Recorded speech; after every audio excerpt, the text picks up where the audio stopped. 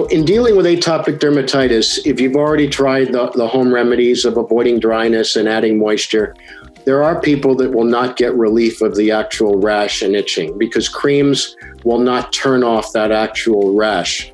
So the mainstay of treatment of atopic dermatitis are called topical corticosteroids.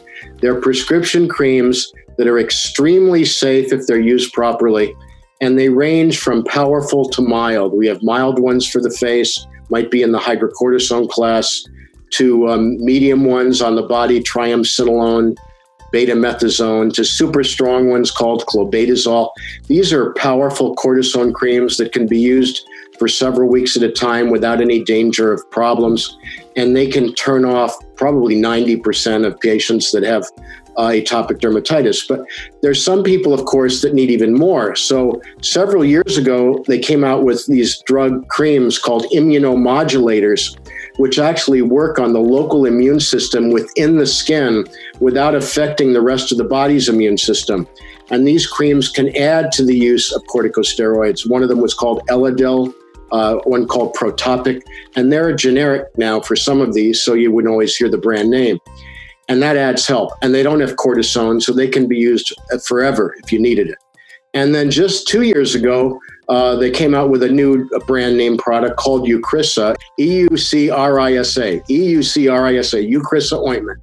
And that's a prescription cream that doctors can prescribe, and it also can be used long-term to suppress atopic dermatitis. One of the things we'll often do, start people on the corticosteroid cream with Eucrisa. Once the rash is better, continue the Eucrisa or the other immunomodulators, pull them off the corticosteroid creams, hold those back in case they need them in the future. And that helps a lot too. Then another part of mainstay treatment for atopic dermatitis, which does not involve cream, involves oral medication to turn off the itch. If you turn off the itch, you often can stop the problem. And that's using oral antihistamines. So if you turn off itching with an over-the-counter product, Claritin, Allegra, Zyrtec, Benadryl, those products can help itching. Now, everyone's different. They don't all work for the same people. And Benadryl makes people tired, so you might not want that. But it's reasonable to try over-the-counter things like that for itching. In prescription mode, we get into hydroxyzine, which are stronger anti-itching drugs, and turn that off. Then, so let's say you're treating atopic dermatitis, you've used corticosteroids, you used immunomodulators, you've used the new ointment, you used antihistamines, and you need more. Well, some people, because they're scratching so much, need an oral antibiotic or a surface antibiotic to kill staph bacteria. So one of the biggest mistakes we see with doctors treating it is not treating the bacteria.